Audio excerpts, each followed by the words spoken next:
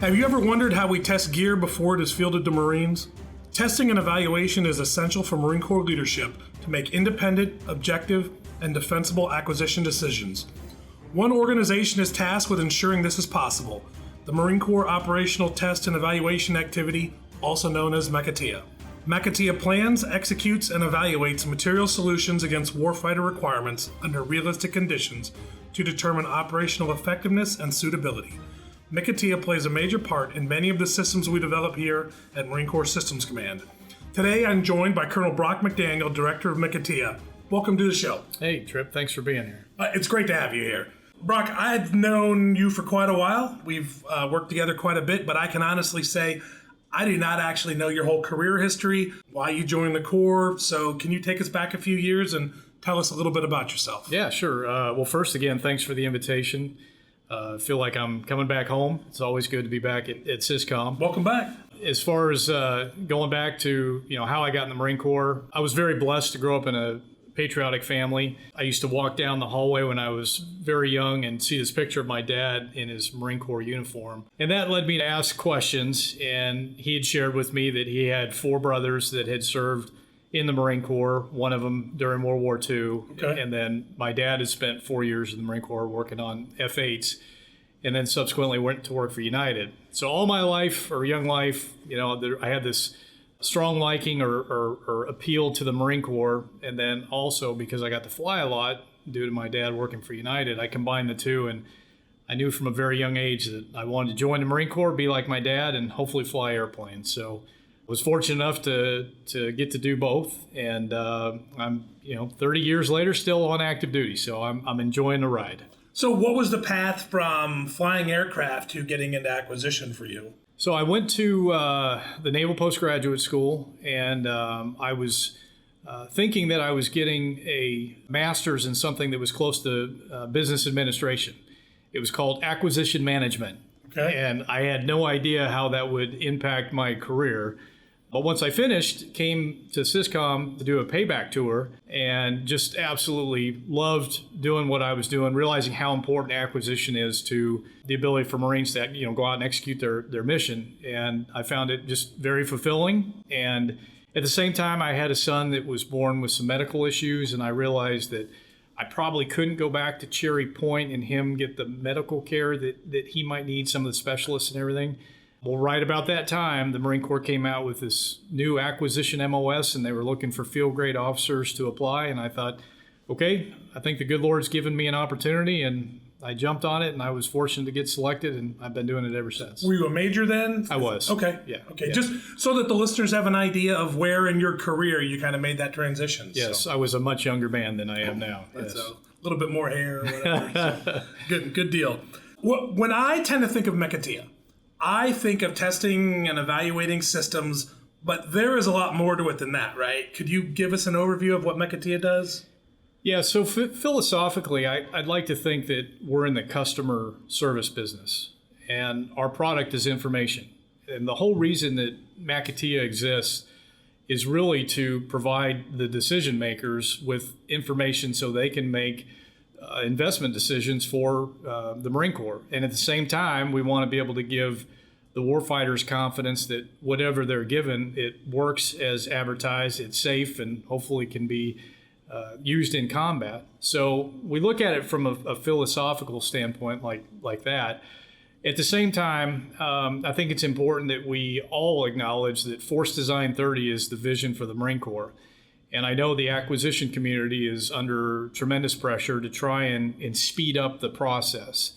And I see our role as helping program managers to get to yes with regard to meeting their schedule needs.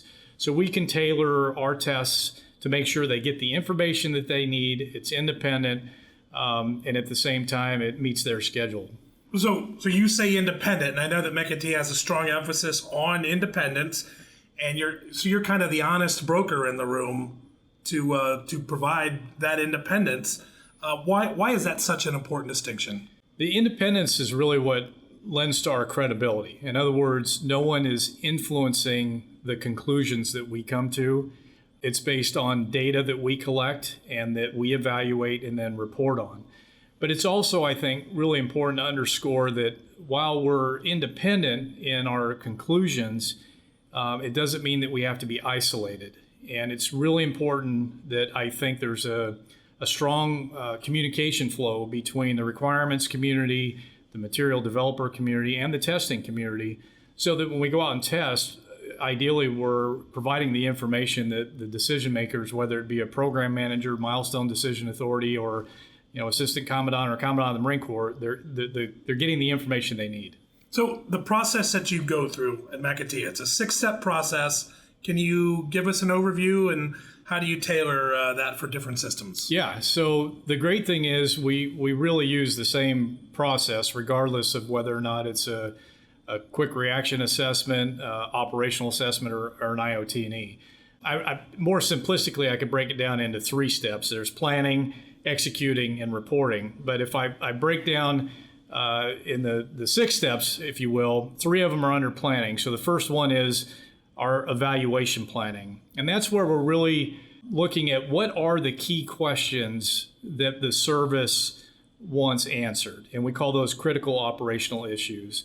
And once we understand what those questions are, we can break it down into how we would actually measure certain things to be able to answer those questions. That's part of the evaluation planning. Next part is once we've done that and we've developed our evaluation plan, we'll go through the test concept planning. And really that boils down to where's the best site to conduct the test, what size unit or how many Marines do we need to have, what are all the logistical considerations to ensure that we can execute a good and fair test, but that it's also operationally realistic.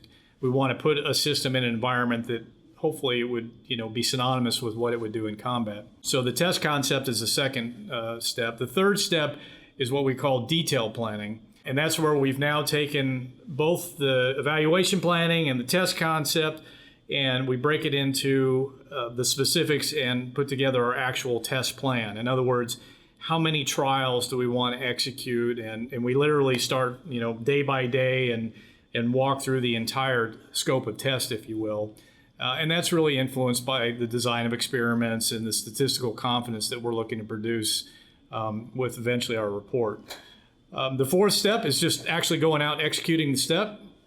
That's where our testers are out there with Marines and the operationally realistic or production representative systems in an operationally realistic environment. We try and run them through as close to a combat type scenario or mission scenario, if you will. It's mission-based testing. So at the end of the day, we can see, hey, how well did this system and the Marines do based on the training they've received? Does it do what we're expected to see in combat and need it to do in that environment? Exactly. Fifth step is just our data reporting. So we've gone from planning, executing, and now we're in what I would call the reporting phase. So we have our data reporting where we're just collecting or taking the raw data from the test and making sure that it's validated. And we typically actually put together what's called a test data report, and we kick it out within 10 days of the completion of the test, just to give all the stakeholders, vis-a-vis or DOT&E if it's on oversight, for example, or the program office, that report. And then our final report is the operational evaluation report, and that's the 6th phase, the evaluation reporting. And that's where we actually put together the report that lets everybody know, was the system effective, suitable, and survivable? So we're intending to inform the decision makers on how well the system did. Now, you're not doing this in a vacuum. You're, as I understand it, the process, you're working alongside the acquisition process. So as they're going through the acquisition process, helping to pick a piece of equipment, they're talking to people at MCOTEA. You're involved, right? Yes, and if I could borrow a line out of the Bible, we should be involved in the beginning. In the beginning, right. Yeah, and it really boils down to the T&E whippet, right? We should, as a community, meaning the requirements, the material developers, and then the testers, be coming together to make sure, first and foremost, are the requirements written in such a way that they're testable and measurable? And then, working again with that same T&E whippet, we should understand what's the program office's need, meaning what's their schedule, when do they have a milestone C or a full rate production decision, so that either our operational assessment or an IOT would be planned to inform those key milestones. And that's where, again, when I talk about us trying to find a way to get to yes, it's understanding the scope of the system so that we can tailor a test so that it's commensurate with the scope of the system or the program, but then meeting the timeline that the program manager may have to need to get the information. So when we talk program manager, I think program of record.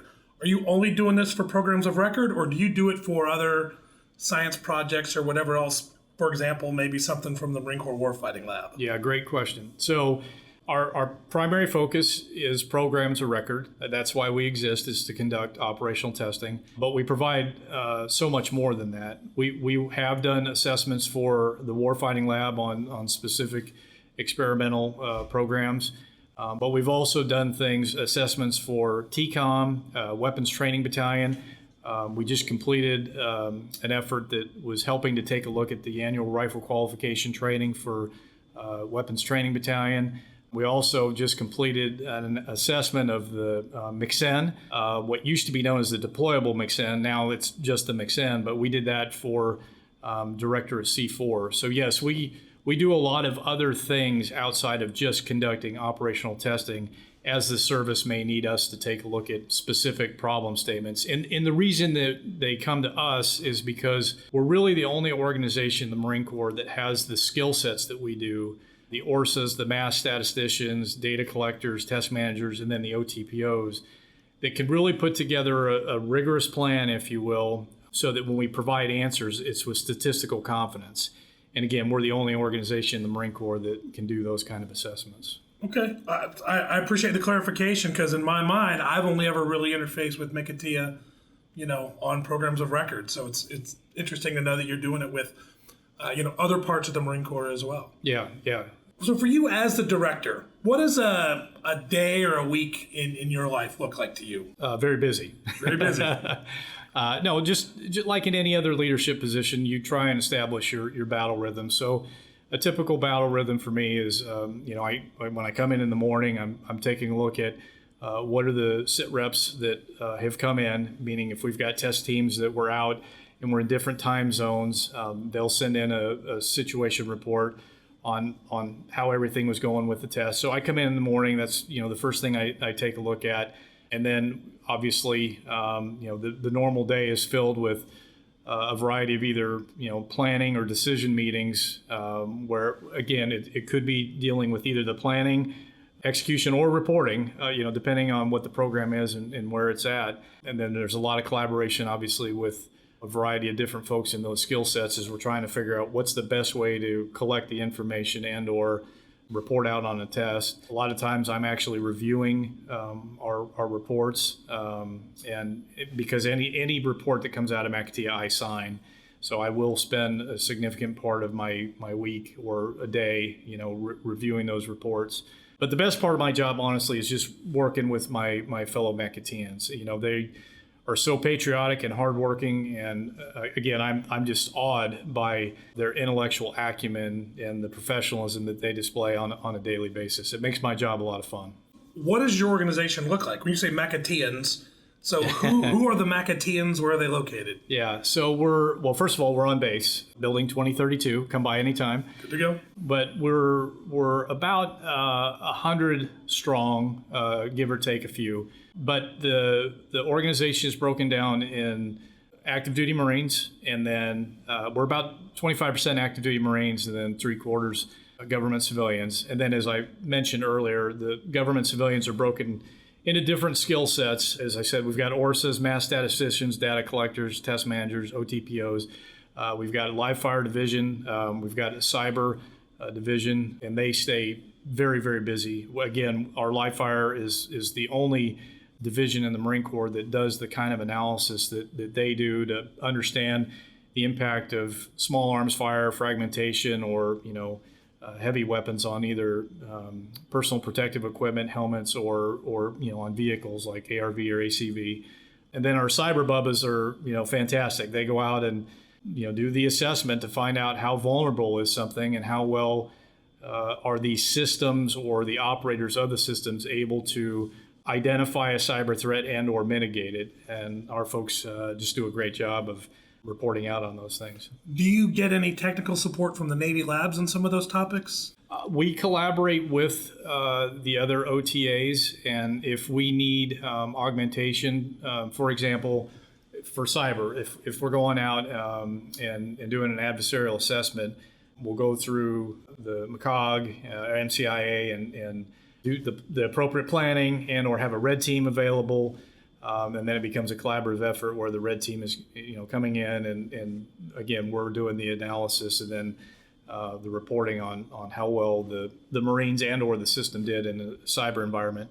We went out and did ACV. That test had almost 500 people that were involved with it. So we were augmented by ATEC. We'll use other government agencies if we need outside assistance. But we do also, again, participate in a number of joint efforts, and we work closely with the other OTAs as well. So when you say the other OTAs, AFATEC, OPTEP-4, is that who you're talking about? Yeah, AFATEC is for the Air Force.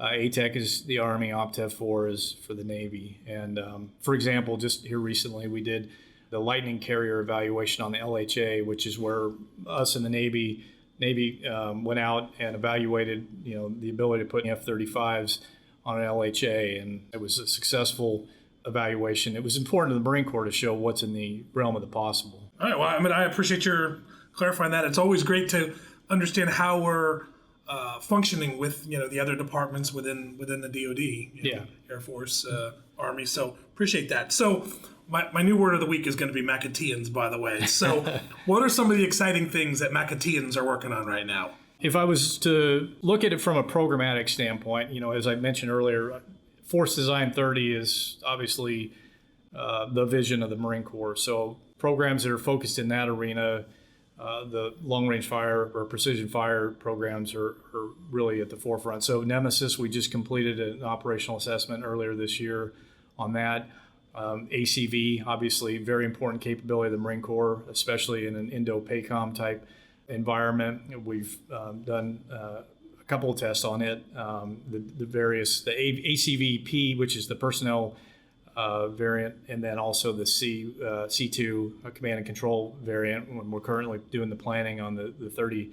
The 30, okay. 30 Mike, yeah. We're getting ready to do a ship-to-shore connector evaluation. There's just, it's nonstop for MCOTEA in all the different areas, whether it's individual type equipment that folks are wearing, vehicles, command and control type stuff. Mattis is another one that we're participating in. So when you think of Force Design 30 and all the different, important equipment that entails, we're very fortunate to be the ones that get to go out and evaluate it, and our folks are very busy doing that.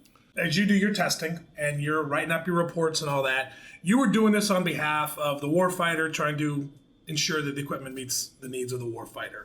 What is your interface with Fleet Marines, realizing that some of the Marines that will use the gear that you're testing right now haven't even been born? Because some of this is going to be used for 20, 30 years from now. So what's your interface with the fleet? Yeah, it's critical. And I think one of the things that makes our operational tests both important and unique is that it's essential that Marines are actually operating the systems. During developmental testing, you might have contractors that are actually conducting a lot of the testing, or maybe even program office personnel. But when we go out and do an operational test, you're using the production representative system, and you want Marines that are actually, performing their missions on those systems. So we will, as I said, during the test concepting phase, we will really take a look at what size unit do we need. Is it a platoon or a squad, maybe even a battalion, depending on the size and scope of the event. But while we're on test, that interaction with the Marines and the ability to ask them questions.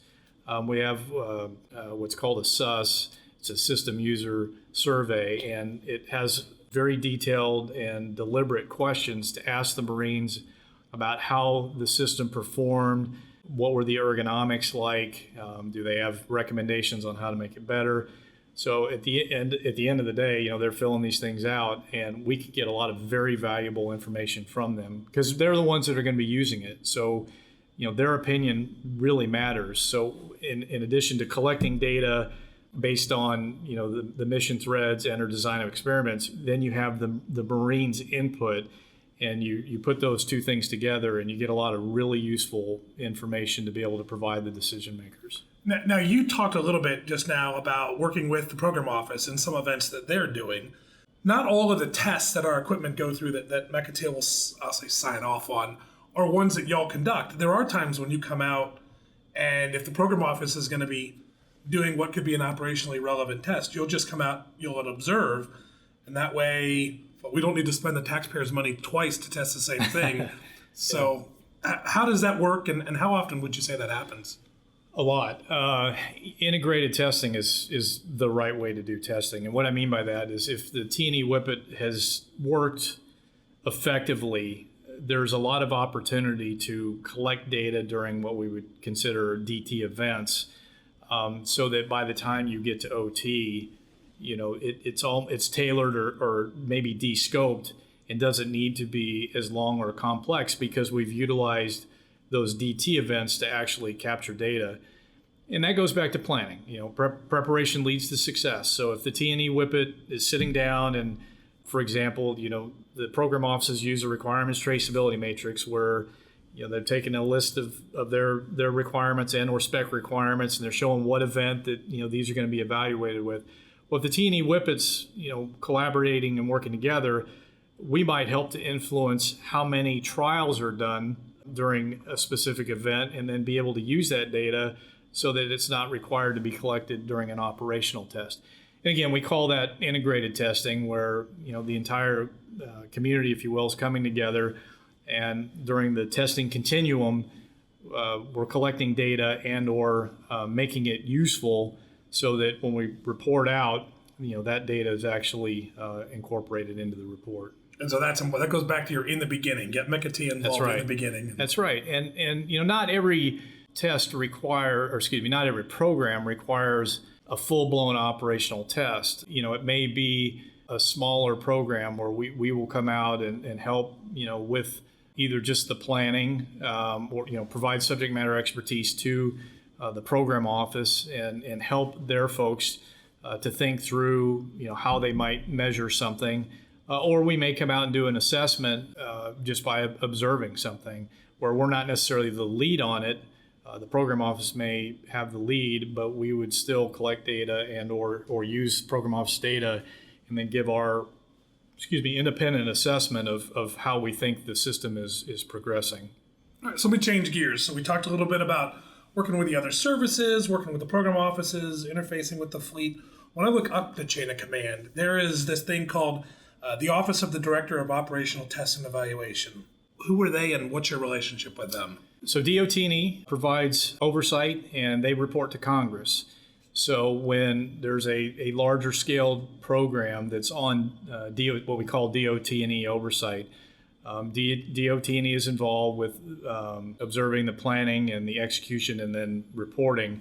We as the OTA will write our evaluation report, but then DOT&E will also write their own report. And as I said earlier, the director, who is now Honorable Girton, reports to Congress on how well these systems are performing.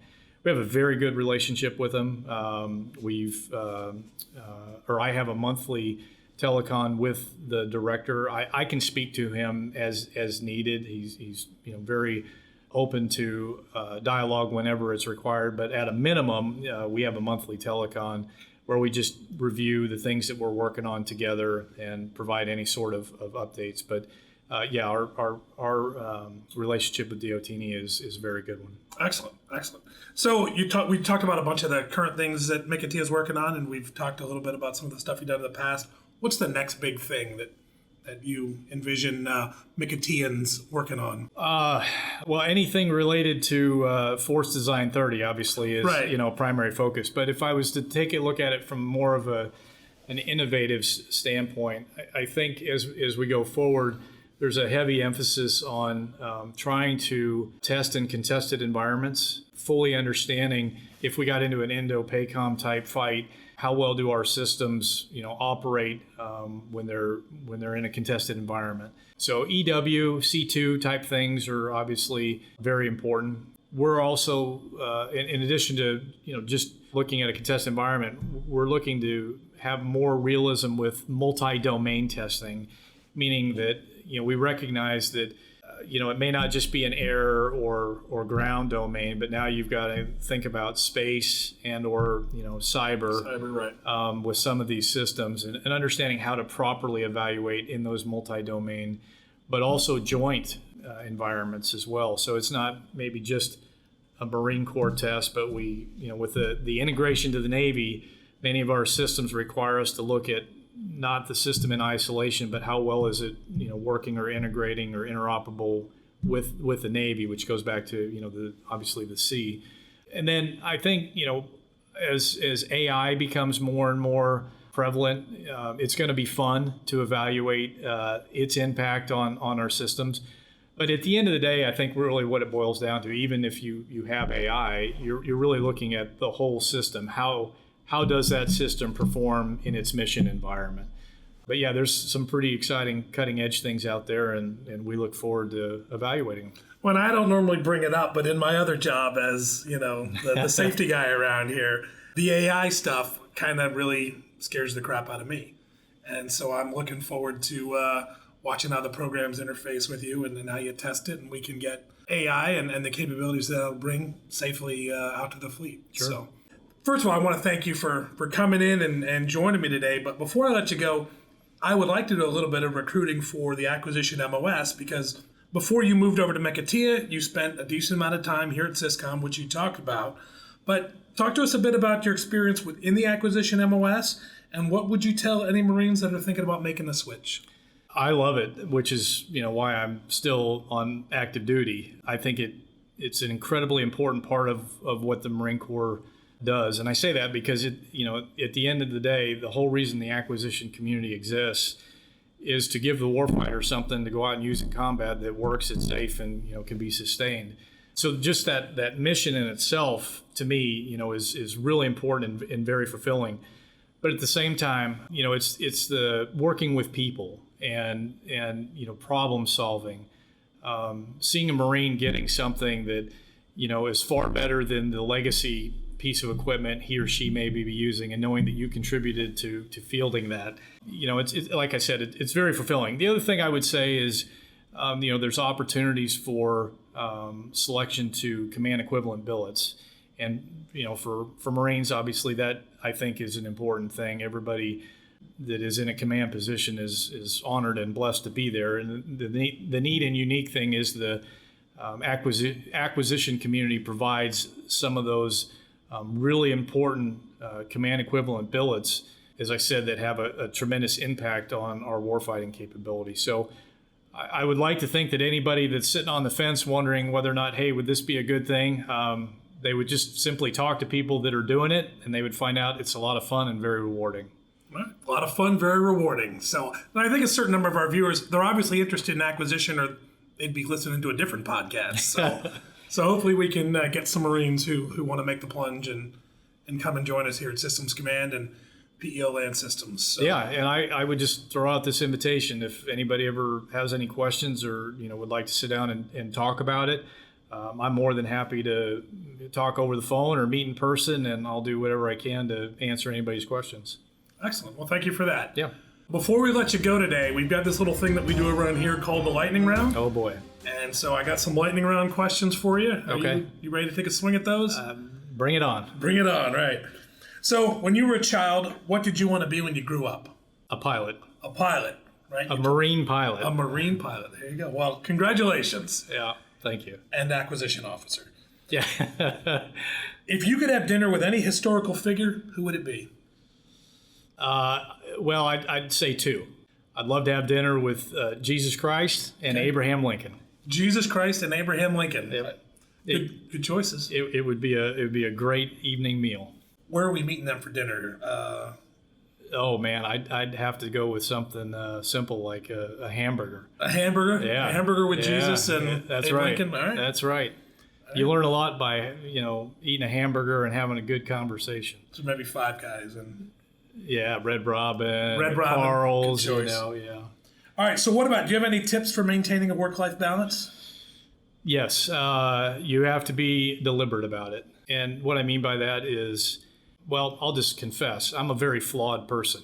So I I think you have to be deliberate about learning from your mistakes and trying to do better.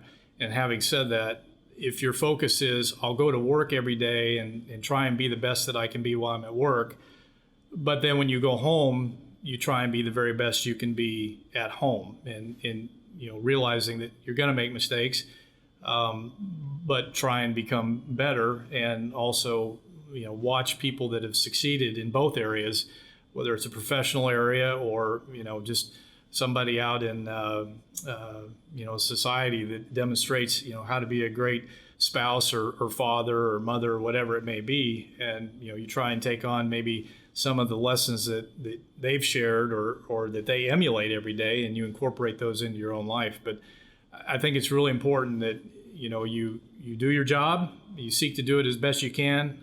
When you go home, you need to spend time on your family and keep it healthy, and do the necessary things to let your spouse and your children know how important they are. Because at the end of the day, at least I think everybody is going to retire, and you want that family unit intact and saying job well done. Well, thanks. Great advice. All right, so what is a TV show, book, movie, or podcast that you would recommend? I would definitely listen to Tripp's podcast. It should be on everybody's bestseller list. We'll get you a check later for that. Thanks. I will admit, I love reading about leadership. So, I guess I'll throw a few out there. First and foremost, you can learn an amazing amount of both spiritual and leadership information in Proverbs. So I enjoy reading Proverbs in the Bible. The two books, I would say, Lincoln on Leadership, which is something that General Schrader had recommended we read a few years ago. I absolutely love that book. And then another one that I love, a leadership book, is The Score Will Take Care of Itself. Okay. It's a leadership philosophy by Bill Walsh. And I'm a 49er fan, and it was a tremendous book. So it amazes me, all the Marines that have come on the show in 2 seasons so far, and nobody has mentioned Message to Garcia yet. I think that's that's something that is just part of your Marine Corps experience, right? Everybody certainly has read it, but I think as you spend more and more time in the Marine Corps, especially if you're a student of leadership and how to become better, you tend to ask people, hey, what's a good book that you've read? Or you might just see one laying on somebody's shelf or their desk, right? And it's some of these unique books that maybe not everybody has heard of, that when you provide that recommendation, you inspire somebody to pick it up, and maybe they'll pick up some golden nuggets out of it too. So, right. Yeah, those are my two, that Lincoln on Leadership and The Score Will Take Care of Itself. Excellent. Yeah. Excellent. Well, thank you very much. Again, I appreciate you coming on the show, and keep doing great stuff with your MCOTEANs. Yeah, thanks. Appreciate the opportunity, and look forward to seeing you around the block. Hoorah. Hoorah. Well, this concludes another episode of Equipping the Corps. I hope you've enjoyed our conversation today. If so, please take a couple minutes to leave us a review, subscribe, and tell your friends about us. Until next time, stay safe. This is Tripp Elliott, signing off.